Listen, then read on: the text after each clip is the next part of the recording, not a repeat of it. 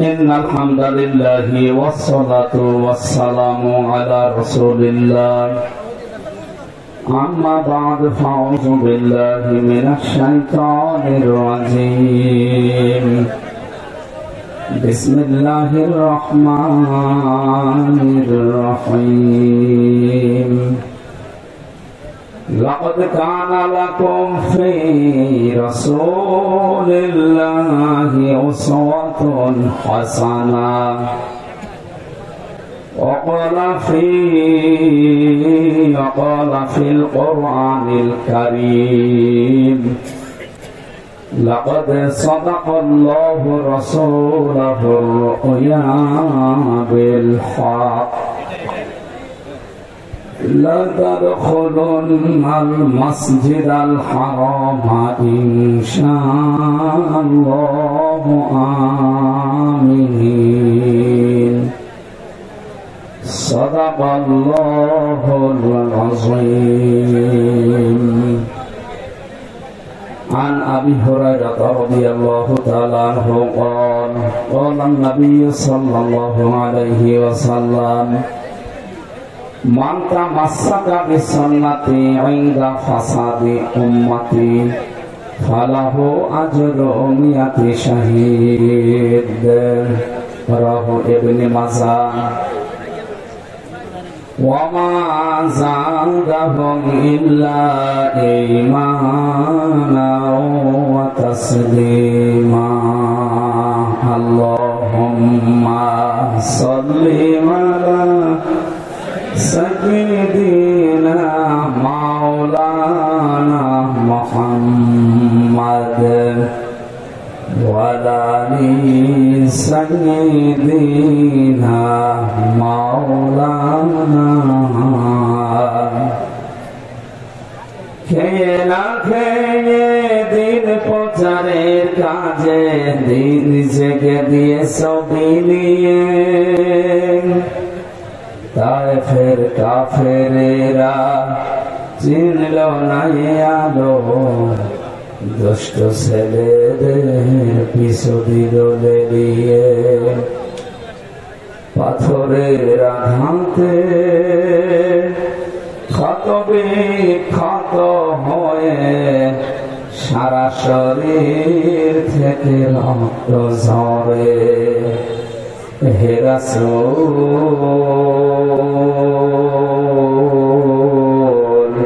তোমাকে ভুলি আমি কেমন করে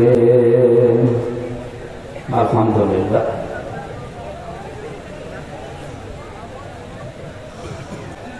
ফরিদপুর জেলার ঈশান গোপালপুর সর্বধর্মীয় সাম্প্রতিক সম্মেলনে স্বনামধন্য সভাপতি জনাব মাওলানা নিসার আহমেদ মৃধা, প্রধান অতিথি বিশিষ্ট ইসলামী চিন্তাবিদ, শিক্ষাবিদ, সমাজসেবক, সাবেক অধ্যক্ষ প্রফেসর মোহাম্মদ আব্দুল তওয়াফ দামাত বারকাতুহুল আলিয়া, বিশেষ অতিথি হিসাবে উপস্থিত থাকার কথা ছিল, ব্যস্ততার কারণে আসতে পারেন না ফরিদপুরের কৃতি সন্তান ডক্টর মোহাম্মদ শাহিজাদা, সহকারী অধ্যাপক অর্থ সার্জারি ফরিদপুর মেডিকেল কলেজ। আলোচনা রাখলেন মাওলানা হোসাইন আহমেদ মাহফুজ সহ নামনাসানা অন্যান্য ওলামায়ে কেরাম। মঞ্চে বসা প্রফেসর নজরুল ইসলাম সহ অত্র এলাকার সর্বজন শ্রদ্ধাভাজন ব্যক্তিবর্গ, দল মত জাতি বর্ণ ধর্ম নির্বিশেষে কোরআনের এই অনুষ্ঠানে আমরা যারা সম্প্রীতির বন্ধনে আবদ্ধ হওয়ার জন্য এসেছি, শব্দটা গুরুত্বপূর্ণ, আমরা এর উপরে আলোচনা করব ইনশাআল্লাহ।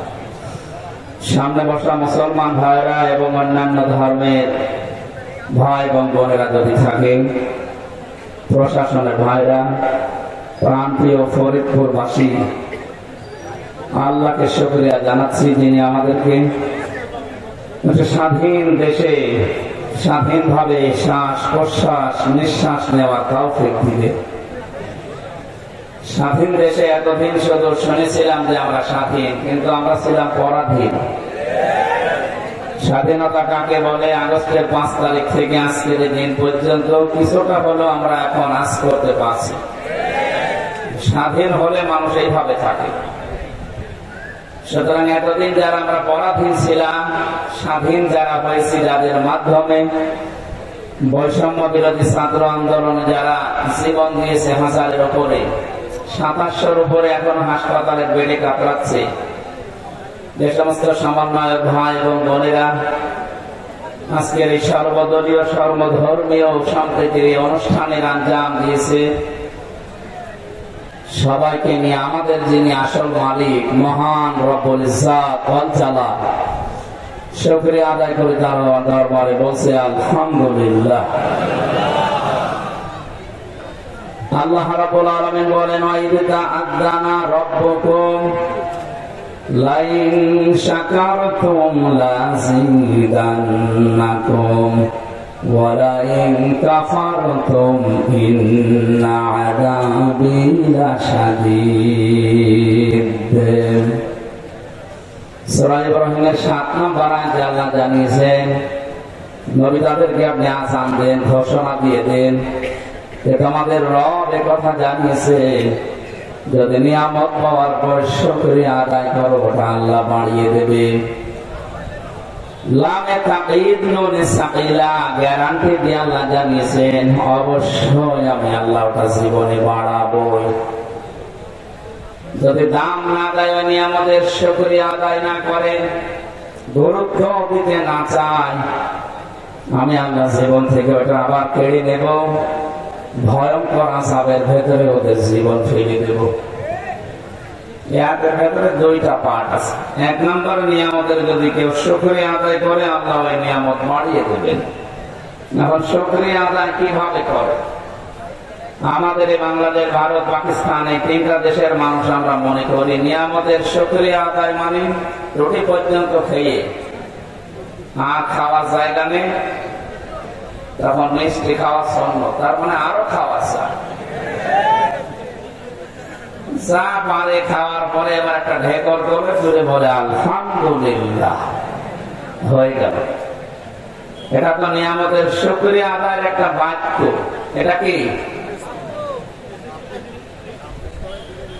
মুফাসসিরে আয়াতের ব্যাখ্যা করতে গিয়ে লিখেছেন, কোন মানুষ যদি নিয়ামতের শুকরিয়া আদায় করতে চায় কমপক্ষে তার 3টা শর্ত মানা লাগবে। কয়টা? ফরিদপুরবাসী দেখেন তো, পরাধীন থেকে স্বাধীন হয়ে যে নিয়ামতটা পেলাম, আমি যে মুক্ত জীবনে আজ কথা বলতে পারছি, আজ দেশে কোন মহারথীর অনুমতি নেওয়ার প্রয়োজন নেই কোরআনের আলোচনা করতে গেলে। আগস্টের 5 তারিখের আগে যদি অনুষ্ঠান করতেন, 14 জায়গায় পারমিশন নেওয়ার জন্য যাওয়া লাগতো, তারপরও প্রচার এবার দিত না। আপনি 14 জায়গায় যাবেন অনুমতি নেওয়ার জন্য, 28টা শর্ত দিয়ে দেবে। 5 তারিখের পরে দেশটা পাল্টিয়ে গেল।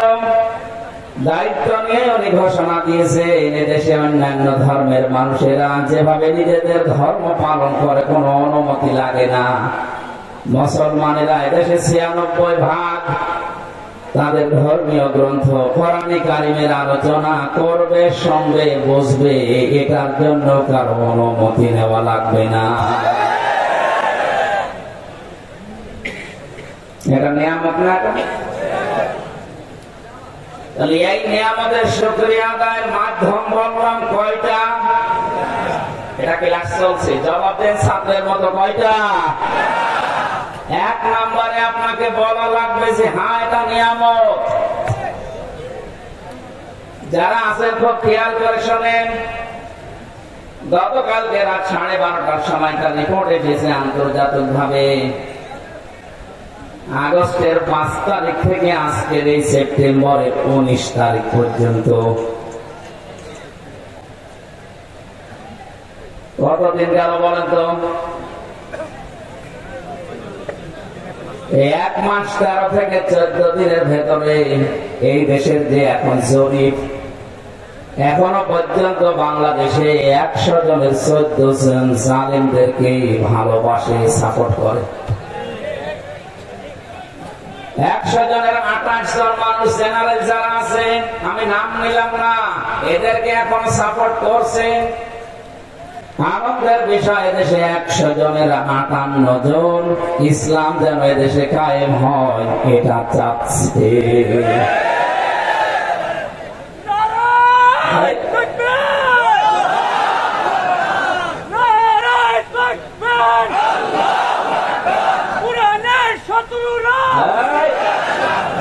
লঙ্গে ধরে রাখে, ঠিক আছে।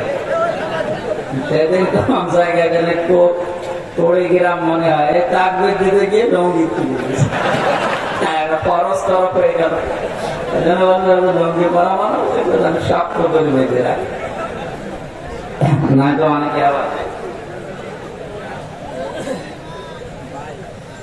ফরিদপুরবাসী যে এখনো পর্যন্ত 100 জনের 14 জন মানুষ, এটা যে নিয়ামত এটা বলছেও না, মুখে স্বীকারও করে না। কথা বলছে না, অনেকে জালেমের সাথে তাল মিলাচ্ছে যে না আমি পদত্যাগ করিনি, ভিডিও ফেরেশতারা বানিয়েছে।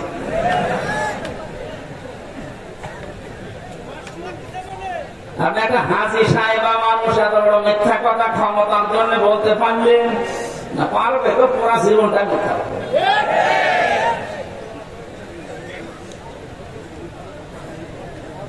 তাহলে 100 জনের 14 জন এখনো এদেশে স্বীকার করছে না যে এটা নিয়ামত, মুখে বলেও না, স্বীকারও করে না, উল্টা জালেমের সাফাই গাচ্ছে যে ওনারে তাড়িয়ে দেওয়া হয়েছে। কেন কেন দেওয়া হয়েছে আপনি টের পাচ্ছেন না? এদিকে আসেন। মনে তো এখনো মাঝে মাঝে বলে আমি ঠোস করে ঢুকে পড়বো। আসেন, আপনাকে আর না ঘরে ঢোকাবো। টের পাচ্ছেন কি করেছে? এদেশে জালেমদেরকে নিষিদ্ধ করার জন্য কোনো কিছু লাগবে না, শুধু আশুলিয়ায় যে লাশগুলো ভ্যানের ওপরে মরা পাখির মতো তুলে দিয়েছে, এটার জন্য এরা নিষিদ্ধ হতে পারে। কিছু লাগবে না, শুধু ভ্যানের ওপরে এভাবে পাখির মতো যদি উড়ে মারতো, তাও তো হতো। ছুড়ে মারে না, আগুন লাগিয়ে পোড়াটা পুড়িয়ে দিয়েছে।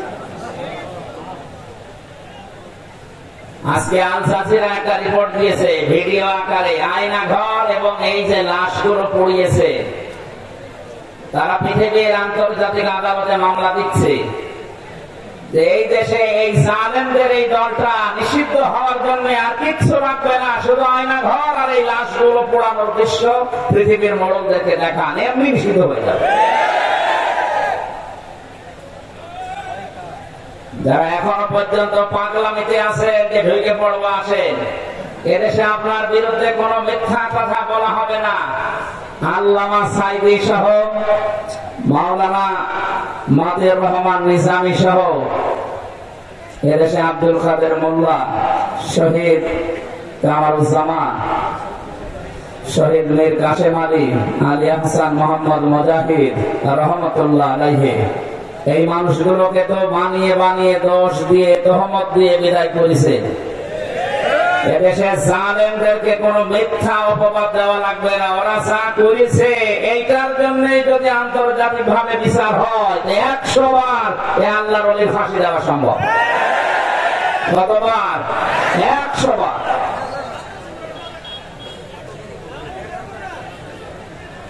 আমরা কি বললাম? এই যে 100 জনের 58 জন আমরা খুব বেশি খুশি, আর 28 জন এখনো পর্যন্ত খুশি আছে, কিন্তু বারবার কেন জানি দেখছি পাগলামি করছে। না, তাড়াতাড়ি দেন। কি দেবে? বাসর ঘরে বউ বসে আছে, নতুন বউ, দাদি শাশুড়ি যে বলছে কি গো আমার কিন্তু পতি চাই। বউ বলছে দাদি শাশুড়ি আমার সময় দেন। শাশুড়ি এসে বলছে কি গো বৌমা আমার কিন্তু নাতি চাই, তোমাদের সময় দেবেন তো, কেবল আসলাম। ননদ এসে বলছে আমার ভাতিজা চাই। কিছুক্ষণ পরে স্বামী এসে বলছে বউ তুমি যাই করো আমার কিন্তু বেবি চাই। বউ এবার মুখ তুলে বলছে স্বামী বংশ কি সব পাগল নাকি? আপনাদের বাড়িতে ফরিদপুরে হওয়া ঠিক হয়নি, হওয়া দরকার ছিল পাবনায়। আসতে পারলাম না, এখনো কাজ কাম কিছু হয়নি, আর আপনি নাতি চাচ্ছেন। কেউ পপি চায়, কেউ ভাতিসা চায়, কেউ বেবি চায়। 10 মাস 10 দিন সময় দেবেন না? এখনো বাসর হবে, কাজ কাম হবে, 10 মাস 10 দিন সময় দেবেন, তারপরে তো কাউকে নাতি, কাউকে বেবি, কাউকে ভাতিজা আমি সব দিতে পারবো। সময় না দিয়ে খালি চিল্লাচ্ছেন, এগুলোকে আমি ডাউনলোড করে নিয়ে আসবো। এই যে 100 জনের 28 জন এখনো পাগলামি করছেন, যাদের দায়িত্ব দিলাম অন্তত সময় তো দেবেন। যারা তো এখনো 10 মাস 10 দিন সময় পাইনি, আপনাকে নাতি দেবে কি করে, বেবি দেবে কি করে? তাড়াহুড়া করে যদি আবার দেয়, তাহলে দিনের ভোট আবার রাতে হবে। এখনো পর্যন্ত এই 1628টা চেয়ার সবগুলো জালেমরা দায়িত্বে আছে। আমরা চাই এদেশের 1628টা চেয়ারে এতদিন যারা জালেমের গোলামি করেছে, সবগুলো চেয়ার থেকে লাথি দিয়ে নামিয়ে ওই জায়গায় বৈষম্যের শিকার এতদিন যারা ছিল তাদেরকে রিপ্লেস করা। এটা আমাদের দাবি, আপনারা মানেন কিনা? লিল্লাহি তাকবীর। আলহামদুলিল্লাহ ভাই, এটা যদি আরম্ভ হয়, যেহেতু সংস্কার আরম্ভ হয়েছে, বৈষম্য বিরোধী ছাত্র আন্দোলনে যারা জীবন দিয়েছে তাদের জীবনীগুলো, তাদের কথাগুলো দেখেন। প্রত্যেকের যে 9টা দফা, তার ভেতরে এইটা এক যে আমার সংস্কার চাই। কয়েকদিন আগে আমার মামলা সব খারিজ করে দিয়েছে। যিনি ছিলেন দায়িত্বে, এতদিন তো তার কাছে মামলা ছিল, এতদিন তিনি মামলার এভাবে নথি দেখার পরে কোনদিন বলতে পারে না যে এর ভেতরে কোনো মাল নেই। অথচ এখন বলছে, হুজুর এর ভেতরে তো কোনো মাল নেই, কি দেখে বিচার করবো, যান খালাস দিই। এটা তো আপনার কাছে ছিল এতদিন, এতদিন তো বলেননি যে যান এটা খালাস করে দিলাম। উনি এই কথাই বলতো যে হুজুর আমার হাত বাঁধা। কি বাধা ছিল? বলেন বলেন। আমরা চাই এদেশে আর কারো যেন হাত বাঁধা না থাকে। বিচারপতির হাত খুলে দেওয়ার সঙ্গে সঙ্গে যেমন 3 বছরের মামলা 3 সেকেন্ডে ডিসমিস করে দিয়েছে, যারা দায়িত্বে আছে এই 1628টা চেয়ারে প্রত্যেকটা হাত যেন বিচারপতির মতো, আবু সাইদের মতো খুলে দেয়। কথা বলেন। 1627টা চেয়ারে হাত বাঁধা ছিল, মাত্র একটা হাত খোলা ছিল, তাও হাত খোলা ছিল না, দাদা যা বলতো তাই তো। সুতরাং ওনারা যা চেয়েছিল আমরা সবই দিয়েছি, শেষে একটা বাকি ছিল, এটা পাকিস্তান থেকে বাংলাদেশ ভাগ করে দিয়েছিল ওনারা। এই জন্য ওনারা আমাদের পরম বন্ধু। 7 সিস্টারের মাধ্যমে ভারত 7 টুকরা হতে চলেছে। আমরা সাহায্য করব, আমরা আপনাদের বড় বন্ধু। আপনারা 1 টুকরা করে যদি বড় বন্ধু হন, আমরা 7 টুকরা করে দিচ্ছি। কথা বলেন না, আমরা আপনাদের আরো বড় বন্ধু না? যারা আছেন দায়িত্বে, চেয়ারগুলো আমরা মুক্ত করতে চাই, কারণ এগুলো জালেমদের দোসর। এরা জালেমকে আরো সাহস জুগিয়েছে, জালেমের সাহায্য করেছে। আমার ভাইরা, এখানে 28 জন যারা আছেন পাগলামি করছেন, আপনি থামবেন। 58 জন যারা চাচ্ছে দেশে আল্লাহর বিধান কায়েম হওয়ার মাধ্যমে, প্রফেসর সাহেব যেটা বলছিলেন, এদেশে বিধানটা কায়েম হলে যত রকমের সম্প্রীতি আছে সব তখন আমরা দেখতে পাবো। 100 ভাগ ন্যায় বিচার কায়েম হবে। আপনি তো দেখেননি ন্যায় বিচার কারে বলে? খলিফাতুল মুসলিমিন হযরতে ওমর রাদিয়াল্লাহু তাআলা আনহু তিনি দেখিয়েছেন ন্যায় বিচার কারে বলে।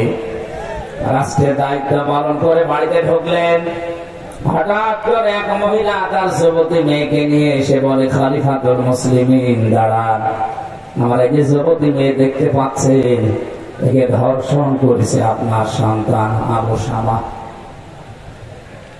তিনি বললেন, যা বলছেন আপনি এই কথা ঠিক তো? বলে, হ্যাঁ। আপনি জিজ্ঞাসা করেন সন্তানকে।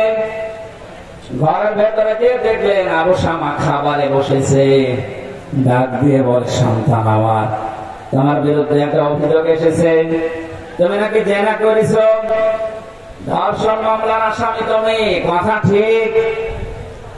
সন্তান মাথা নিচু করে বলছে, বাবা, যৌবনের তাড়নায় আমি মাতাল হয়ে গিয়েছিলাম, নেশাদ্রব্য পান করিয়েছিল, বন্ধু বান্ধবের পাল্লায় পড়ে আমি নাবিজ খেয়েছিলাম, এ কারণে আমার মাথা ঠিক ছিল না, আমি ভুল করে ফেলেছি, আপনি আমারে মাফ করে দেন।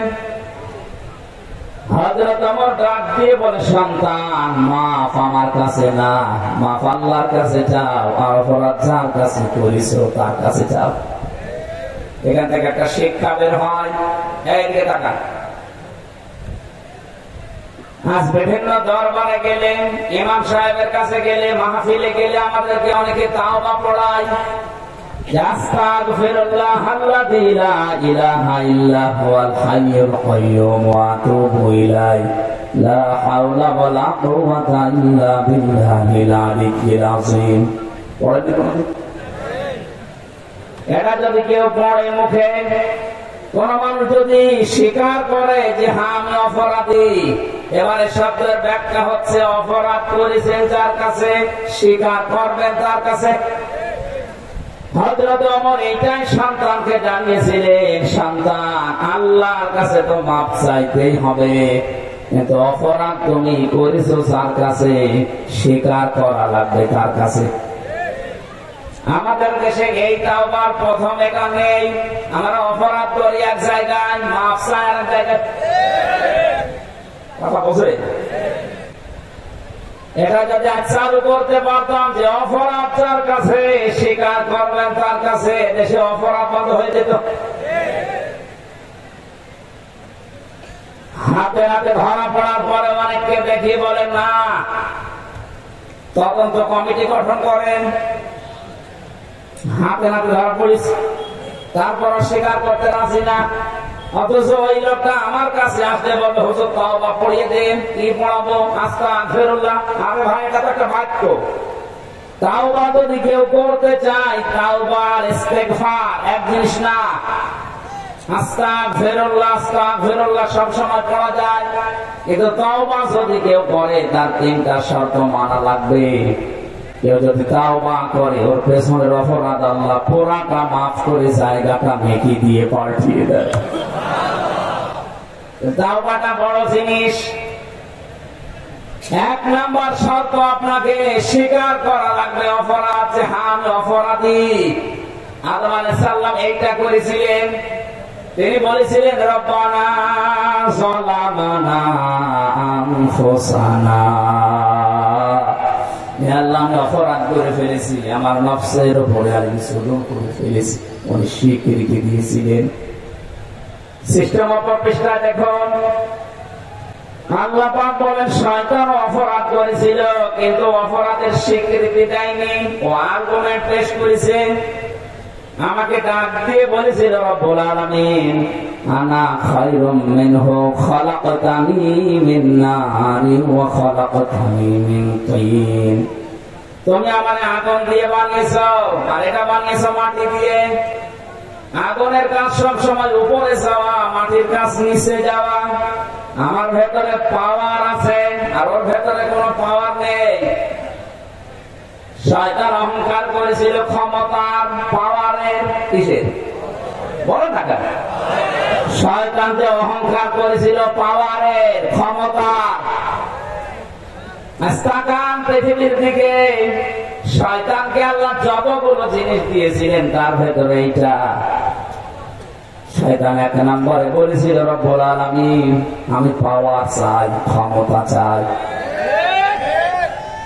কিয়ামত পর্যন্ত শয়তান মার্কা মানুষ যারা আসবে দুনিয়ায়, তাদের প্রথম চাহিদা থাকবে এইটা, যে যা করো করো, আমি ক্ষমতা চাই। মানে ভিডিও দেখবেন, এটা বলে নাই, নির্বাচন করো করো না করো আমি জানি না, আমি ক্ষমতা চাই, আমার পাওয়ার চাই। এই কথাটা কার? শয়তান। বলেন বলেন, শয়তান যার উপরে ভর করে তার। বোঝা যাচ্ছে শয়তানের দেশে একজনের উপরে ভর করেছিল। সে যাই হোক, 2 নম্বরে আপনাকে অনুশোচনা করা লাগবে, অনুতপ্ত হওয়া লাগবে। আদম আলাইহিস সালামের তাওবা কবুল হওয়ার পেছনে প্রথম শর্ত তিনি স্বীকৃতি দিয়েছিলেন অপরাধের।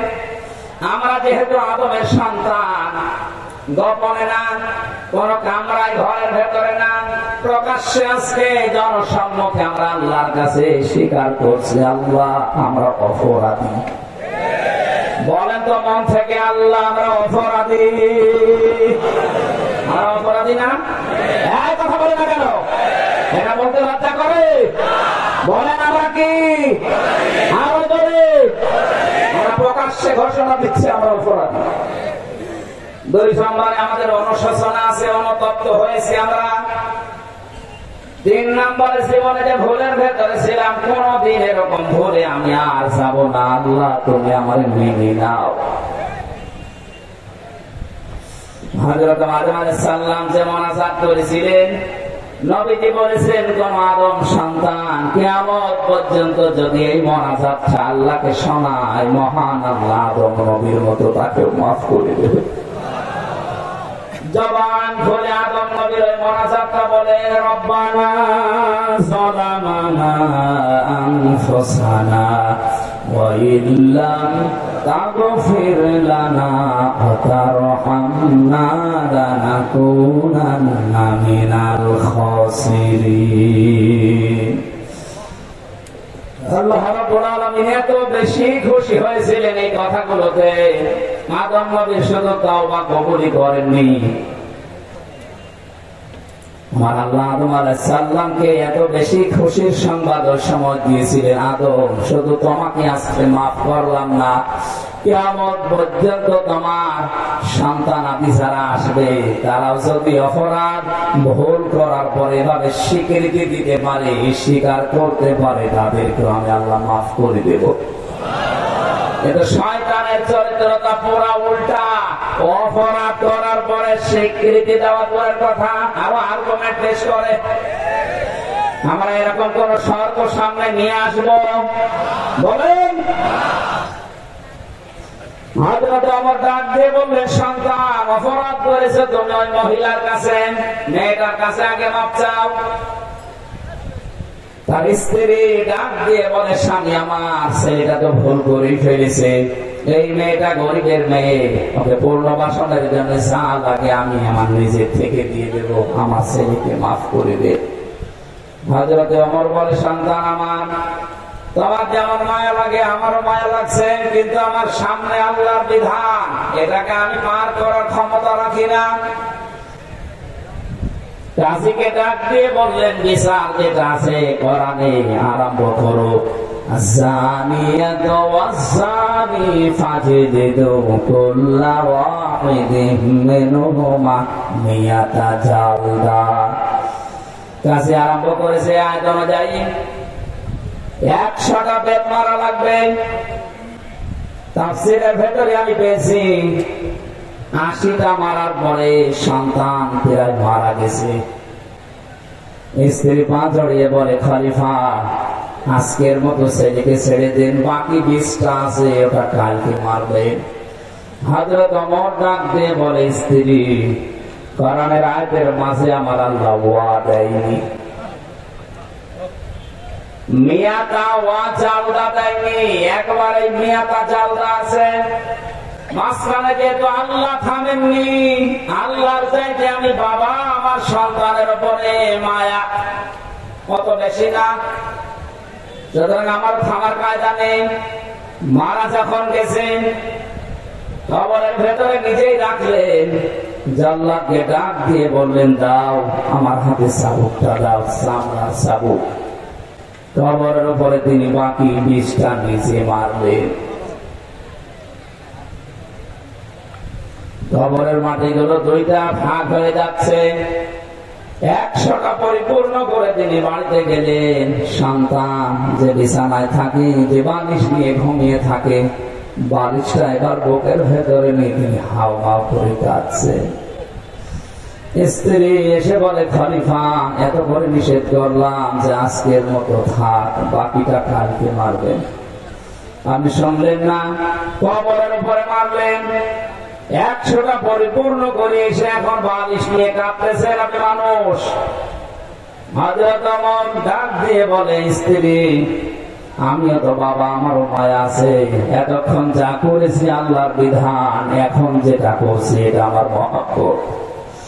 আমি আল্লাহর উপরে 100 ভাগ পূর্ণ আস্থা নিয়ে কাজ করেছি। কোরআনে কারীম দিয়ে যে বিচার আমি দুনিয়ায় করে দিলাম, কিয়ামতের দিন এই বিচার আমার আল্লাহ ডবল করে করবে না। আমার বড় আশা, আমার সন্তান আবু শামাকে সাথে নিয়ে আমি কিয়ামতে আল্লাহ যদি আমারে মাফ করে দেয়, আমি তো ওই বাপ বেটায় জান্নাতে যেতে পারবো। অপরবাসী আমরা এটা চাই, ন্যায় বিচারের দেশে যদি কায়েম হয়, কে ছেলে কে দরবেশ কোনো দেখা দেখি হবে না। সবার জন্য আইন সমান, কথা বলে ঠিক কিনা?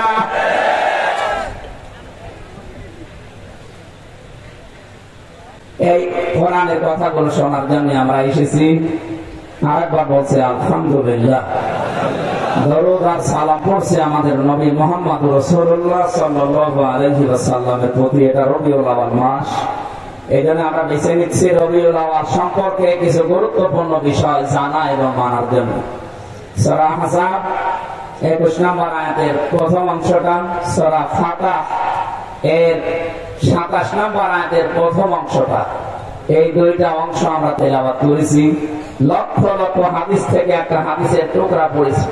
এই দুইটাকে সামনে নিয়ে রবিউল আউয়াল মাসে যে ভ্রান্ত বিষয়গুলো আমাদের দেশে বিশেষ করে চলছে, আমি বিশ্বের বহু দেশে ঘুরেছি। রবিউল আউয়ালে বিশেষ করে ঝামেলা তৈরি হয় বাংলাদেশ, ভারত আর পাকিস্তান। এই সমস্ত দেশে আমরা যারা আছি, আমাদের আবেগ বেশি, বিবেক কম। কথা বলে না কেন? আবেগ দিয়ে ইসলাম চলে না, চলে বিবেক খাটাতে হয়। বুদ্ধি দিয়েছেন আল্লাহ খেলা করার জন্য।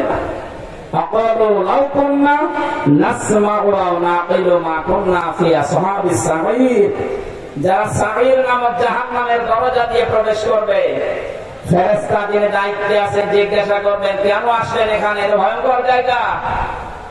প্রত্যেকটি জাহান্নামী মানুষ প্রথম জবাব দেবে, আমরা যদি ওই জামানায় নবীদের কথা, আলেমদের কথা শুনতাম, আর যদি বিবেক আর বুদ্ধি খাটাতাম, তাহলে আর জাহান্নামে সাঈরে আসা লাগতো না। আয়াত প্রমাণ করে যারা শোনার পরে না শোনার ভান করে থাকে, তাদের বিবেককে কাজে লাগাবে না, বুদ্ধি খাটাবে না, এরা জাহান্নামে যাবে। বলেন বলেন, আল্লাহ আপনাকে পাগল বানায়নি, গরু ছাগল বানায়নি যে মাটির সাথে আপনি মিশে যাবেন না। কঙ্ক তোরবা, এটা গরু ছাগলের জন্য, পশু পাখির জন্য। তো মানুষের জন্য সুযোগ নেই। আমাদের আল্লাহ বিবেক দিয়েছেন, বুদ্ধি দিয়েছেন, আকল দিয়েছেন, এটা আমরা আজকে কাজে লাগাবো। যেহেতু রবিউল আউয়াল মাসে এগুলো সবচেয়ে বেশি হচ্ছে। সূরা ফাতিহা থেকে আলোচনা করছি। সূরা ফাতিহা এটা মানে বিজয়। ফাতিহা মানে কি? বলেন বলেন। কোরআনে কারীমের সূরা ফাতিহার 27 নম্বর আয়াতে আল্লাহ পাক ঘোষণা দিচ্ছেন, তো খেয়াল করে মেলাবেন বাস্তবতার সাথে। লাকাদ সাদাকাল্লাহু রাসূলাহুর রুয়া বিল হক লাতাদখুলুন্নাল মাসজিদাল হারামা ইনশাআল্লাহু আমিন। আল্লাহ পাক বলেন, শব্দ শুরু করার আগে গ্যারান্টি দিয়েছি, লাকাদ অবশ্যই। কে বলছে বলেন তো? অবশ্যই সাদাকাল্লাহু, আল্লাহ নিজে এখানে কর্তা, নিজে ফাইল। আল্লাহ পাক বলেন, আমি অবশ্যই নিজে সত্যে প্রমাণিত করব, সত্যের রূপ দেব, বাস্তবায়ন করে দেখাবো। রাসূলুহুর রুয়া বিল হক, আমার রাসূল যে স্বপ্ন দেখেছেন, এই স্বপ্নকে আমি যথাযথভাবে দুনিয়ায় দেখাবো। ঘোষণা দিলেন কি? বলেন বলেন। প্রশ্ন আসতে পারে, স্বপ্ন? হ্যাঁ, এটা আমাদের মতো উল্টা পাল্টা স্বপ্ন না। এই 15.5 বছরে আমরা অনেককেই দেখেছি, কিছু করলেই বলে এটা আমার বাবার স্বপ্ন ছিল। এত স্বপ্ন দেখেছে দুনিয়ায়। রাসূলুল্লাহ স্বপ্ন দেখেছিলেন। পৃথিবীতে যে সমস্ত নবীরা স্বপ্ন দেখেছে, নবীদের স্বপ্ন শুধু স্বপ্ন না, এটা ওহী। হযরত ইব্রাহিম নবী স্বপ্ন দেখেছিলেন তিনি সন্তানকে জবাই দিচ্ছেন। সকালবেলা এসেই বললেন, হে আমার কলিজার টুকরা সন্তান, ইয়া আবাতি ফাল মা তুমার সাতাজিদুনি ইনশাআল্লাহু মিনাস সাবিরিন। আমি স্বপ্ন দেখলাম তোমাকে জবাই করছে, তোমার রায় বলো। সন্তান ওইরকম ছিল, তিনি জানতেন এটা বাবা, এটা সাধারণ মানুষ না, উনি আল্লাহর নবী। আর নবীদের স্বপ্ন হয় ওহী। নবীদের স্বপ্ন কি বলেন বলেন? বাংলাদেশে অনেকেই স্বপ্ন দেখে বিভিন্ন জিনিস চালু করে দেয়। কত মানুষকে আমরা দেখি স্বপ্নে পেয়েছে বাবা গাছ, স্বপ্নে গাছ পায় না, স্বপ্নে পানি পেয়েছে। এগুলো সব ভণ্ডামি। পৃথিবীতে শুধু নবীদের স্বপ্ন ছিল ওহী, বাকি কারো স্বপ্ন শরীয়তের দলিল না। স্বপ্ন দেখলে আপনি আন্দাজে ছুটে যাবেন, স্বপ্ন ছিল বলে আপনি বানাবেন। আমার তো মনে হয় কোনদিন যিনি স্বপ্নের কথা বলে পদ্মা সেতুর নাম চালিয়ে দেন, আমার বিশ্বাস জীবনে উনি স্বপ্ন কোনদিন দেখেন। এখন শোনা যাচ্ছে 560টা যে মসজিদ, মডেল মসজিদ, এটা ওনাকে ওনার স্বপ্ন ছিল। কে বলেছে আপনাকে? আজকে জরিপ বেরিয়েছে, সৌদি আরব 8,000 কোটি, 800 কোটি না কত কোটি টাকা দিয়েছিল এই মসজিদ গুলো বানাতে। আর পুরা জাতির কাছে কত রানা করে চালিয়ে দিয়েছে। এটা আমার বাবার স্বপ্ন ছিল। বাবার স্বপ্ন ছিল, বাবা জমি জায়গা বিক্রি করে বানান, একটা মসজিদ হবে। টাকা দিল সৌদি আরব আর চালাচ্ছে বাবার স্বপ্ন। স্বপ্ন দেখেছিলেন হযরত ইব্রাহিম আলাইহিস সালাম, হযরত মুসা নবীর মা, তারা স্বপ্নে যা দেখেছিলেন এইগুলো বাস্তবে আল্লাহ তাদেরকে দেখিয়েছেন। আল্লাহ বলেন, আমার নবীকে যে স্বপ্ন দেখালাম এটা আমি আল্লাহ নিজে বাস্তবায়ন করব। এবার আমার প্রশ্ন, নবী এখন আছে? এই কথা বুঝবেন, আন্দাজ হা করবেন না। নবী এখন আছে বলেন? তাহলে রুইয়া বিল হক, এর আগে রাসূল আছে। তার রাসূলকে আল্লাহ যে সত্য স্বপ্ন দেখালেন এটা তিনি বাস্তবায়ন করবেন। এখন যেহেতু রাসূল নেই, তাহলে আয়াতটা এখন কোরআনে থাকার দরকার আছে। যারা তাফসীর বোঝেন, তাফসীর পড়েন, তাদেরকে বলছে আল্লাহ রাব্বুল আলামিন কেন রাসূলুল্লাহ শব্দটা দিলেন? দুনিয়ার কোন মানুষের নাম এখানে দিতে পারতেন।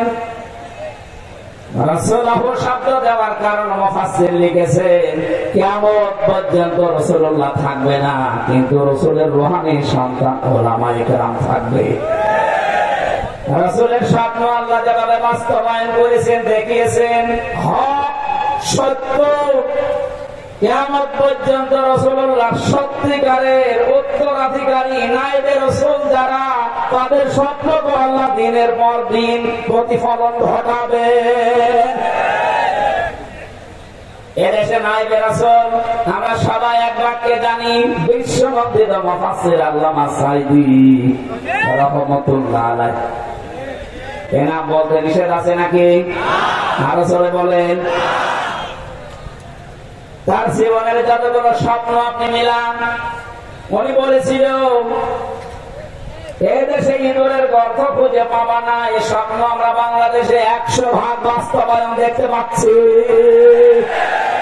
জালেমরা এখন ইঁদুরের গর্ত পাচ্ছে না, তার বাস্তব প্রমাণে কালামানিক বিসি পর্যন্ত উড়ে গেছে।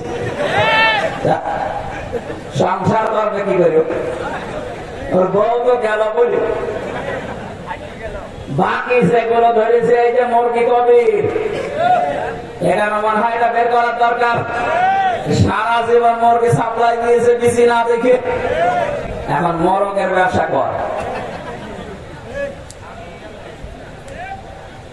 আমার জীবনের খুব স্বপ্ন যে জালেমদের কোনো কিছু দেখা, কালামানিকের এই কলা পাতায় শোয়া দেখে আল্লাহকে ধন্যবাদ দিচ্ছে, মাবুদ জীবনে আর কিছু যদি না দেখাবো কোনো আফসোস।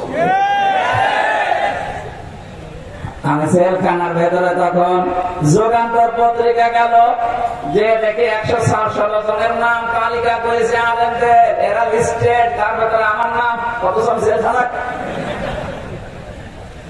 যারা তালিকা করেছিল তার ভেতরে শয়তান একজন, কালা মানিক। এত অপমান পৃথিবীর ইতিহাসে কেউ হয়েছে বলে আমি জানি না। কথা বলে না কেন?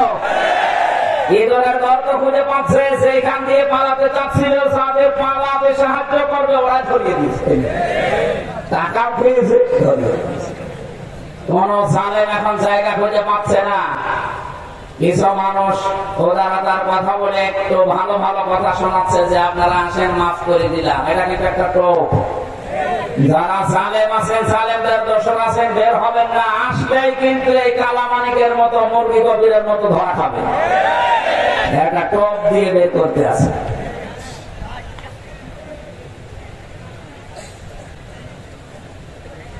অনেক এখন বলছে যে আমি পাশাপাশি আছি, সব করে ঢুকে পড়বো। কত মানুষ আশায় আছে ওনার চামড়া দিয়ে ডুগডুগি বাঁচাবে। আমি হয়তো কিছু বলবো না, 3 বছর আমি মাফ করে দিলাম। কিন্তু ব্যারিস্টার আরমানের বউ 8টা বছর আপনি তার স্বামী ছাড়া রেখেছেন, জীবনও মাফ পাবেন না।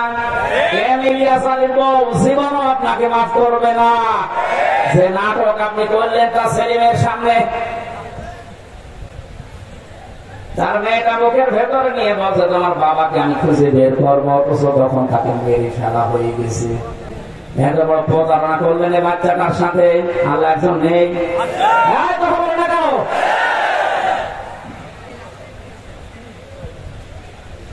ফরিদপুরবাসী বেঁচে গেছেন যে পাশের জেলা বলে, সারা দেশে এখন গোপালগঞ্জ এ শব্দটা বললে অনেকে ঘৃণা করছে। পাশে আছেন ফরিদপুর, আপনারা ঝামেলায় আছেন, আর একটু সরিয়ে নদী পার হয়ে চলে যান। আমার কষ্টে আল্লাহ দুজন মানুষ দিয়েছিল, তাদের জন্য আমি বাইরে পরিচয় দিতে পারতাম না। একজনকে সেদিন দেখলাম লাঠি দিয়েছে আদালতে। আমার ওই দিন মামলার হাজিরা ছিল, যে পুলিশ হাতে ধরে নিয়ে যাচ্ছিল। ইকবাল ভাই বললাম, ভাই আপনার সামনে এরকম লাঠি দিল, আপনি কিছু বললেন না। বলবো কি করে, কিছু করার নেই, দিক লাঠি কপালে আসে। গতকালকে একজন ধরা পড়েছে কুষ্টিয়ার, আমার মনে হচ্ছে এও লাঠি খাবে, কারণ যা করেছে। জালেমদের দেখলাম বাড়ির ইট পর্যন্ত মানুষ খুঁজে দিয়ে চলে গেছে। এমনি এমনি এটা করে, কত রাগ হলে আপনার উপরে মানুষ বাড়ির ইটও খুঁজে দিয়ে চলে যায়। বলে টয়লেটের প্যান্ট পর্যন্ত খুঁজে দিয়ে চলে যায়। জালেমের কিচ্ছু রাখবে না। কুষ্টিয়ায় এখন ঘটনা দিয়েছে, ওই বাড়িটা এখন জাদুঘর বানানো হবে। আমার মনে হয় না আবু জাহেলের বাড়ি যদি ইন্টারন্যাশনাল পায়খানা বানানো যায়, এদেশে যারা জালেম, যারা জালেমদের দোষর, এদের বাড়ি ঘরগুলো ইন্টারন্যাশনাল পায়খানা বানিয়ে দেবে। সারা দুনিয়ার মানুষ আসবে, বুঝবে যে হ্যাঁ এখানেও আবু জাহেল ছিল। অনেকে প্রশ্ন করে, হ্যাঁ একটু দামি জায়গা পায়খানা বানাবে না। আরে ভাই, 35 নম্বর 32 নম্বরের চাইতে আবু জাহেলের বাড়ি কি কম দামি ছিল? তার বাড়ি কাবার পাশে। হ্যাঁ কথা বলছে, আবু জাহেলের বাড়ি কোথায়? কাবার ঘরের পাশে। কত দামি জায়গা, শুধু জালেম বসবাস করেছে, এই কারণে আল্লাহ পুরাটা পায়খানা বানিয়ে দিয়েছে। কাবা শরীফ তাওয়াফ করার পরে একবার উপর দিয়ে ঘুরছিলাম, হঠাৎ দেখি পেটে ব্যথা। পুলিশকে বললাম, ভাই এতক্ষণ তো ভালোই ছিলাম, হঠাৎ আমার পেটে ব্যথা করছে। পুলিশ আমার বলছে, হাজি হজ্জা পায় না বিলাদুকা। ও হাজি, দেশ কোথায়? যে তুমি বাংলাদেশ। বাংলাদেশ থেকে এসেছি। ওর ভাষা দিয়ে আমার বলছে, আপনি এখনো জানেন না এটা কোন জায়গা? কেন না তো, আবু জাহেলের বাড়ি। আমি পায়খানা না করে দাঁড়িয়ে আছে, মানে তাড়াতাড়ি যা। পায়খানা করে দেখি আমার পেটের ব্যথা ভালো হয়ে গেছে। আল্লাহ আমাকে জানাতে যাচ্ছে, হামজা এত কষ্ট করে আসলে আর শয়তানের মুখে পায়খানা না করে চলে যাবা। জালেমদেরকে আল্লাহ এইটাই করে। সূরা আরাফে আছে, ওয়াকাযালিকা নাজসির যালিমিন। আল্লাহ পাক বলেন আমি জালেমদের সাথে এরকম আচরণ করে থাকি।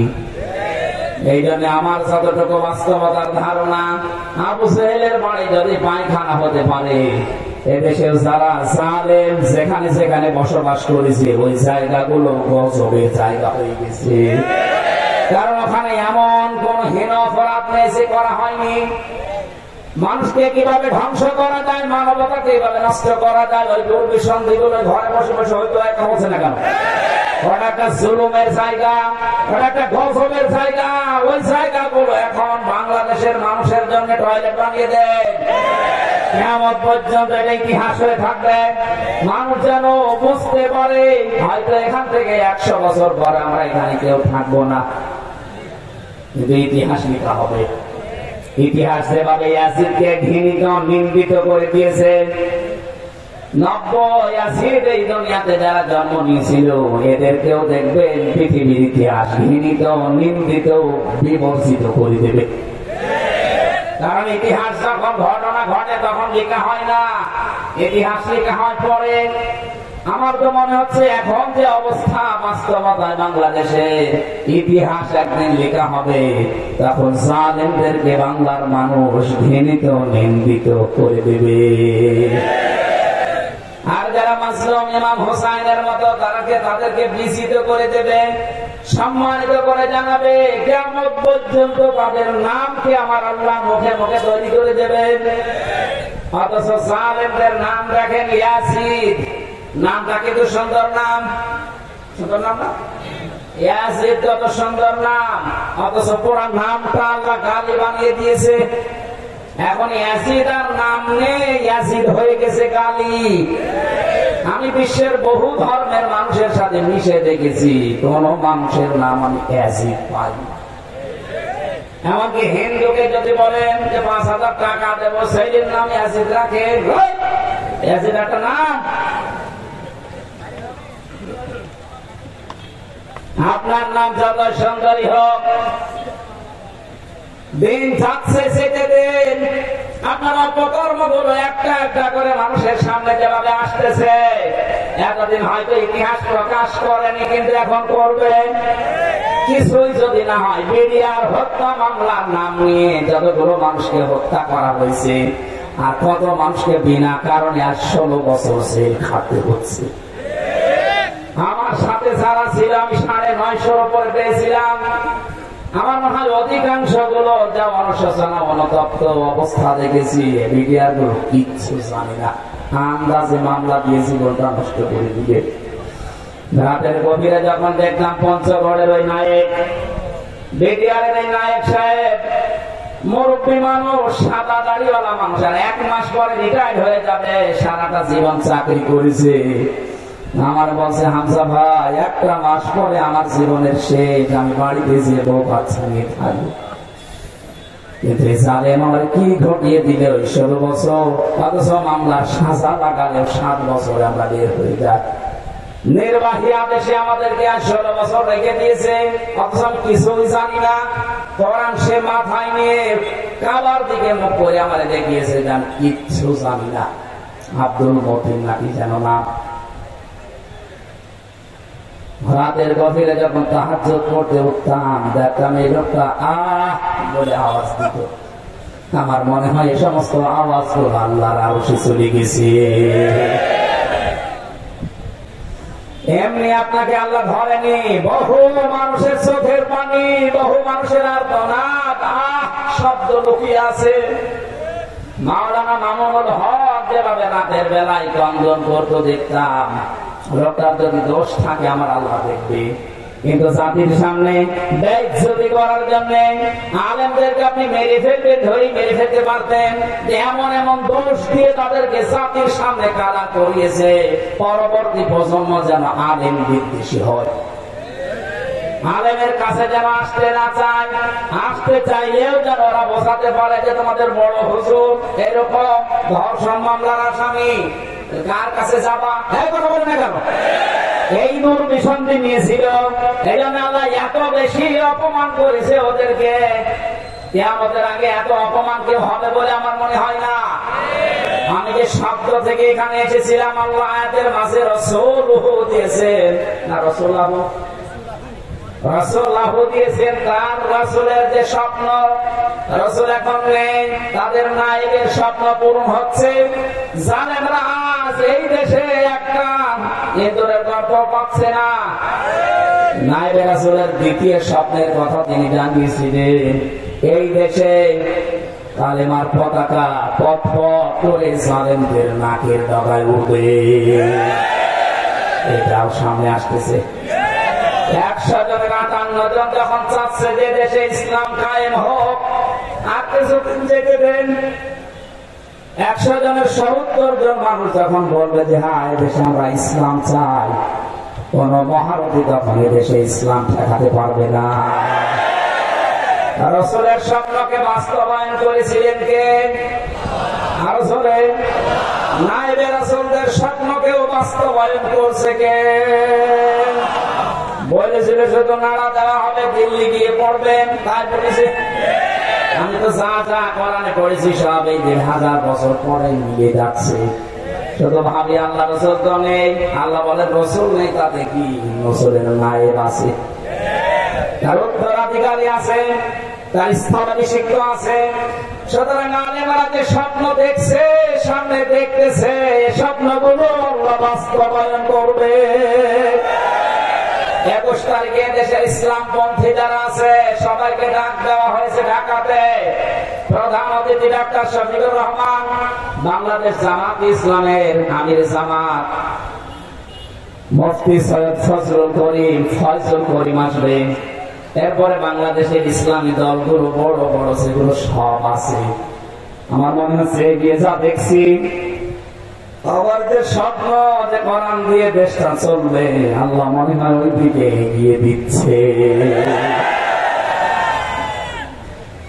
কারণ 53 বছর আমি দেখি না, আমার তো 33 বছর। এখানে মুরব্বী বসে আছে, জিজ্ঞাসা করেন বাবা চালিয়েছিল দেশটা, মানুষ দুর্ভিক্ষে মরেছে, আমি বানালাম, দুর্ভিক্ষ হয় না সময়। স্বামী চালিয়েছিল, কান খেতে মানে শান্তি স্থাপন করতে পারে নাই। চাচা চালিয়েছিল 9 বছর, যেভাবে হোক পারে নাই। ভাবি চালিয়েছে, পারে নাই। বউ চালালো, পারে নাই। এখন শুধু বাকি আছে আল্লাহর এই কোরআন দিয়ে দেশ চললে কেমন দেখা যায়।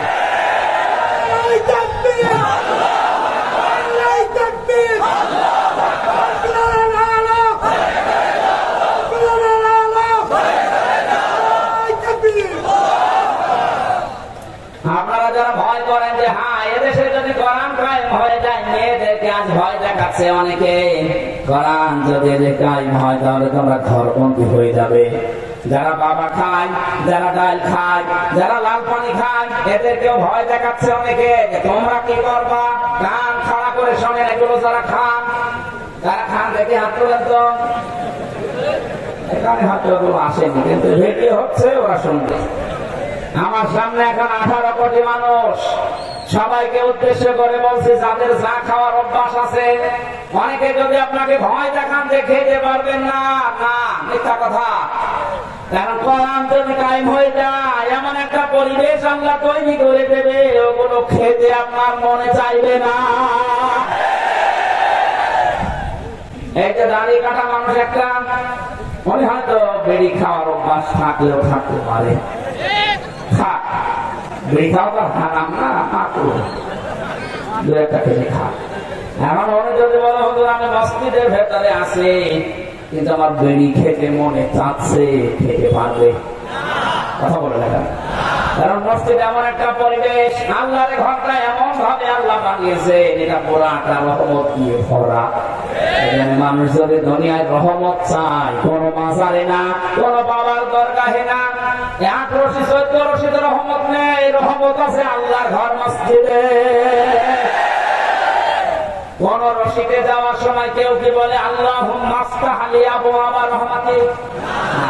কিন্তু আল্লাহর ঘরে ঢুকলে আপনাকে বলতে হবে আল্লাহুম্মা আফতাহ লি আবওয়াবা রাহমাতিক, হে আল্লাহ তোমার রহমতের দরজা সব খুলে দাও। তাহলে এই দোয়া দ্বারা বোঝা যাচ্ছে রহমত পেতে হলে চাওয়া লাগবে কোথায়? আরো জোরে। মসজিদের ভেতরে প্রবেশ করে ওনার যতই নিশা থাক বিড়ি খেতে পারবে। একটা পরিবেশ আল্লাহ বানিয়ে দিয়েছেন আলাদা। এদেশটা যদি কোরআনে কারিম কায়েম হয়, আল্লাহর কসম এমন একটা পরিবেশ তৈরি হয়ে যাবে, কোন নেশা আপনার মুখে আসবে না, আপনি নিজেই পাল্টিয়ে যাবেন। আর এই পাল্টাবে কে? হামজা না, এটা আল্লাহর দায়িত্ব। লাকাদ সাদাকাল্লাহু, এই যে আল্লাহ নিজে এখানে ফাইল কর্তা। নবীজি জানিয়েছেন এই পৃথিবীতে আল্লাহর দ্বীন কোরআনের বিধান চালু করার জন্য কাজ করা এটা ফরজ, আর এর বিরোধিতা করা এটা কুফরি। আর কেউ যদি নিশ্চয় থাকে যে আর কোন দলে নেই, এর ভেতরে নেই, সে মুনাফিক। আল্লাহর দ্বীন কায়েমের জন্য চেষ্টা করা, আরো জোরে বলেন, বিরোধিতা করা কুফরি, কাফের হয়ে যাবে। আর যদি চোখ থাকে, আরো জোরে, আমার তো মনে হচ্ছে এই দেশে ফরজ এই দায়িত্বটা পালন করা মানুষ এখন কম, শুধু মুনাফিক আর কাফের বেশি। শুকরিয়ার বিষয়, আস্তে আস্তে এগুলো পাল্টিয়ে যাচ্ছে। নবীজি জানিয়েছেন মান তামাসসাকা বিসুন্নতি ইনদা ফাসাদি উম্মতি ফালাহু আজরুন মিয়াতি শাহীদ। আমার উম্মতের যখন দুরবস্থা চলবে, কেউ কোল কিনারা পাবে না দিশেহারার মতো, ওই কঠিন অবস্থায় যদি একটা মরা সুন্নাত কেউ চিন্তা করতে পারে, তার আমলনামায় 100 গলা কাটা শহীদের সওয়াব দেওয়া হবে। কোনদিন ভেবেছেন হাদিসটা নিয়ে? একজন শহীদের সওয়াব পেলে তো আবু সাঈদের মতো আপনি জান্নাতি। আবু সাঈদের জান্নাতি আপনার কি বিশ্বাস হয় না? জালেমের জুলুমের সামনে নিজের জীবন পর্যন্ত যে লোকটা দিতে পারে, অনেকে তাকে আমার শহীদ বলতে রাজি না। শহীদকে যদি কেউ শহীদ না বলে, তাহলে তার ইমানের সমস্যা হবে। কোরআনের আয়াতে আল্লাহ জানিয়েছেন শহীদদের ব্যাপারে খুব সতর্ক। শহীদরা মারা গেছে কথা মুখ দিয়ে বলা নিষেধ, এমনকি অন্তরে ধারণা করা নিষেধ। একটা শহীদের সওয়াব জীবনে থাকলে তো আপনি জান্নাতি। 100 গলা কাটা শহীদের সওয়াব আপনি টের পাচ্ছেন। চিন্তা করলাম তাহলে মরা সুন্নাত কোনটা দেখি তো। টুপি মাথায় দেওয়া মরা সুন্নাত না, কেউ দেয় কেউ দেয় না, এটা বুঝে যায়নি। যখন গায়ে দেওয়া মরা সুন্নাত না, এটা কেউ দিচ্ছে না, এটাও মারা যায়নি। খাবারের পরে মিষ্টি খাওয়া সুন্নাত, এটা মরা না, কেউ খায় না। আমার দৃষ্টিতে ধরা পড়েছে একটা মরা সুন্নাত এই দেশে আছে। নবীজি কোরআন দিয়ে 10 বছর এই দুনিয়া চালিয়েছিলেন। রাষ্ট্র চালিয়েছিলেন কয় বছর? আরো জোরে। এই 10 বছর বাংলাদেশ কোরআন দিয়ে চলবে, এইটা মরা সুন্নাত, এটা এখনো নেই। এই সুন্নাত দরকার নেই বলেন। এই সুন্নাত যদি চিন্তা করতে পারি আমরা, এদিককার টাকা এদিকে যাবে না। যত টাকা পাচার হয়েছে, আমরা চাই সব টাকা আবার দেশের রাষ্ট্রের কাছে ব্যবহার করা হোক, সব ফিরিয়ে নিয়ে আসেন। যদি নিয়ে আসতে না পারেন, এই জালেমদের মা বাবা স্ত্রী পুত্র যারা এতদিন এই জুলুমের টাকায় আরাম করেছে, ওদেরকে রাষ্ট্রের কাছে লাগান, কোন ছাড় নেই। এটা বেনজির, কোন নজির নেই। পৃথিবীতে একটাই মাল পয়দা হয়েছে, গোপালগঞ্জের 4 ভাগের 3 ভাগই তার। আমি বাংলাদেশের যত জেলাতে যাই, বিশেষ করে কিশোরগঞ্জ এলাকায়, ইরান জায়গা কার বেনজির, কার বেনজির। মানে এত জমি জায়গা লাগে, এখন এগুলো চাষ করে। সব রাষ্ট্রের পক্ষ থেকে বাজেয়াপ্ত করা হোক, কথা বলেন ঠিক কিনা? শুধু এর না, এই 15.5 বছরে এই বাংলাদেশে মানুষকে মিথ্যা মামলা দিয়ে বেকার বেকার দোষ চাপিয়ে যাদের কাছ থেকে টাকা পয়সা কালেকশন করেছে, মনে আছে বাবার টাকা পায়, সে টাকা চাইতেছে। আমার যেদিন ধরে নিয়ে এসেছে তার পরের দিন আমার বাবাকে জানিয়েছে 10 লক্ষ টাকা দেন, নাকি আপনার ছেলে নামে 50টা মামলা দেব।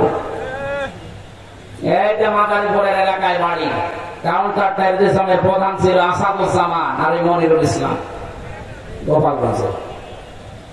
আমার বাবা তো গ্রাম্য মানুষ, ভয় পেয়ে ছেলে একটা তো টাকা কোথায় বলে কে কোথায়, যা তা করে 8 লাখ টাকা সঙ্গে সঙ্গে দিয়েছে। তারপর শয়তানটা কথা রাখলে তো হয়, আবার মামলা দিয়েছে, আবার নিয়েছে রিমান্ডে। ওরা বললো যে টাকা দেন, আমরা কিছু করবো না। টাকাও নিয়েছে, মামলাও দিয়েছে, রিমান্ডও দিয়েছে। তারা 1 দিন 2 দিন 10 দিন। আমার মতো হামসা একজন না, হাজার হাজার 1 লাখ 10 লাখ 1,10,000 মানুষ এখনো বাংলাদেশের জেলখানায় জেল খাটতেছে। অধিকাংশ সময় মিথ্যা মামলার আসামি, যাদেরকে এইভাবে মিথ্যা মামলা দিয়ে এদের কাছে মানুষের টাকা পাইতো, ওর বাবা ওর দাদা সেই টাকা চাইতে এসেছে। এভাবে যারা টাকা পয়সার মালিক হয়েছেন, এই টাকা সব যেন রাষ্ট্রের পক্ষ থেকে ঘরক নেওয়া হয়। যারা ভিকটিম আছে, যদি পারেন খোঁজ করে তাদের কাছে দেন। আমারটা তো আমি পেতে পারি, এই মাদারীপুরের টাকার হাটে বাড়ি মিশান আমার মামলার আয়ু। আমি চাই আমাকে যেহেতু বেকসুর খালাস দিয়েছে আদালত, তার মানে আমার কোনো দোষ পাইনি। কথা বলে না কেন? কোন দোষ পাইনি, যে মামলায় নিয়েছিল কোনো দোষ নেই, এই জন্য তো বেকসুর খালাস দিয়ে দিয়েছে। সুতরাং আমি যেহেতু নির্দোষ প্রমাণ হয়েছে দেশের আদালতে, আমার বিপক্ষে মামলার আয়ু থেকে একেবারে ওই যে হাত খোলা ওই পর্যন্ত যারা জড়িত ছিল তাদেরকে আমি 3 বছর জেলে দেখতে চাই। শাস্তি নেই, এটা তাদের শাস্তি। আর আমার বাবা যেহেতু 8 লাখ টাকা দিয়েছে, আমরা এদের কাছে প্রত্যেকের কাছে 8 লাখ টাকা চাই। টাকা বাবার টাকা সব কামাই করেছে।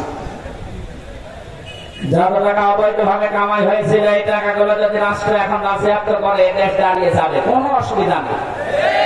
ডক্টর মোহাম্মদ ইউনূস জানিয়েছে যত টাকা পাচার হয়েছে 3 ভাগের 4 ভাগের 3 ভাগ টাকা অলরেডি আসা আরম্ভ হচ্ছে, প্রক্রিয়া আরম্ভ হয়ে গেছে। আর 1 ভাগ বাকি আছে, ওইটাও নিয়ে আসা হবে। যারা নিয়ে আসতে পারবে না, সারা জীবন এই দেশের গোলামি করা হবে। টাকা আত্মসাৎ করবে। কালেমার পতাকা উদ্দিন হয়ে পথ পথ করে উঠবে, এটা কোরআনের পাখির স্বপ্ন ছিল। যেহেতু তিনি নায়েবে রাসূল, লাতাদখুলুন্নাল মাসজিদাল হারামা ইনশাআল্লাহু আমিনিন, প্রবেশ করবেন অবশ্যই আপনি মসজিদে হারামে নিরাপত্তার সাথে। মসজিদে হারাম বাংলাদেশে আছে? বলেন না কেন? তাহলে এই আয়াত কি বাংলাদেশের জন্য না? কিভাবে আপনি ব্যাখ্যা করবেন? মসজিদে হারাম যেহেতু নিরাপদ জায়গা, নিরাপত্তার জায়গা, কোরআনে কারিমে সূরা আলে ইমরানে আল্লাহ পুরা এরিয়াকে বলেছেন এটা নিরাপত্তার শহর। কোরআনের এই নির্দেশগুলো যদি দেশে পালন হয়, রাষ্ট্রীয়ভাবে যদি কায়েম হয়ে যায়, আল্লাহর কসম 56,000 বর্গ মাইলকে আমার আল্লাহ নিরাপত্তার শহর বানিয়ে দেবে।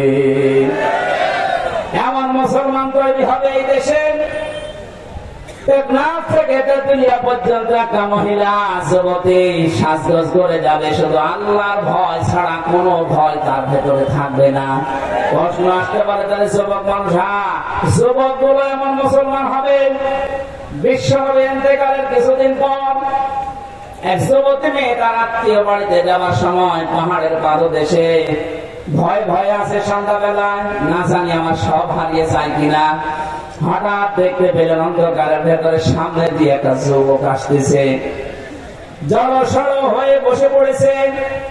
যুবক ছেলেটা সামনে এসে বলে, মা আপনি আমার দেখে ভয় পাবেন না, কোথায় যাবেন আপনি আমার বলেন, পাহারা দিয়ে আপনাকে আমি পৌঁছিয়ে দেব।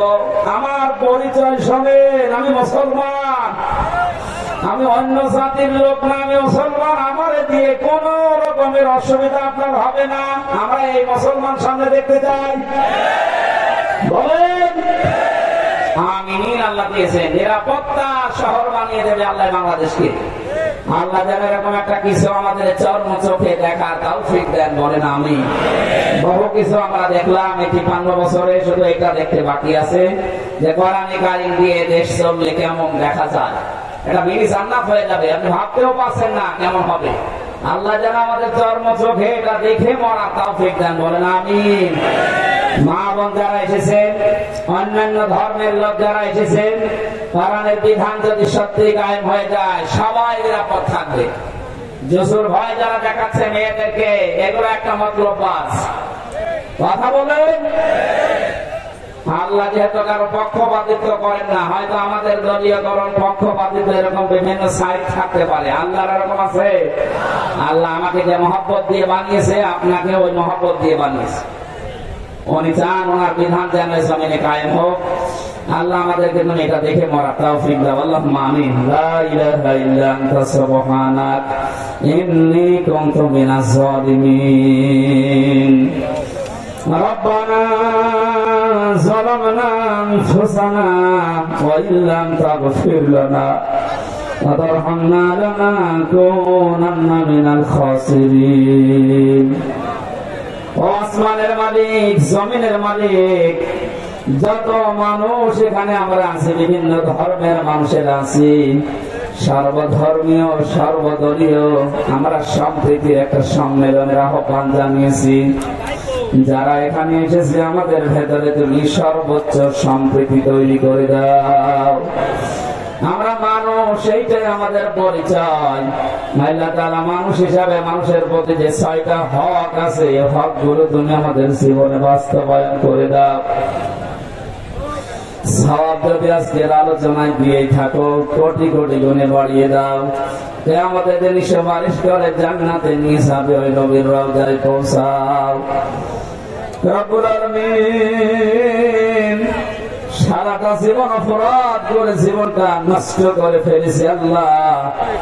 হাত উঠায় কথা বলবো ভয় করে, লজ্জা করে, মাথা নিচু করে যে মানুষগুলো অপরাধ স্মরণ করছে আল্লাহ তুমি এদের জীবনের অপরাধ গুলো মাফ করে নেকি দিয়ে পাঠিয়ে দাও। সম্মানিত মা বোনেরা যারা এসেছে এদেরকে খাদিজার মতো, আয়েশার মতো তৈরি করে দাও। এ মাহফিল বাস্তবায়নের জন্য যারা শ্রম দিয়েছে আল্লাহ, এই মানুষগুলোকে খালি হাতে ফেরত দিও না, ওমরের মতো বানিয়ে দাও। ছাত্র আন্দোলনে যারা শহীদ হয়েছে ভাই বোনেরা, শাহাদাতের সর্বোচ্চ মাকাম তাদেরকে দান করো আল্লাহ।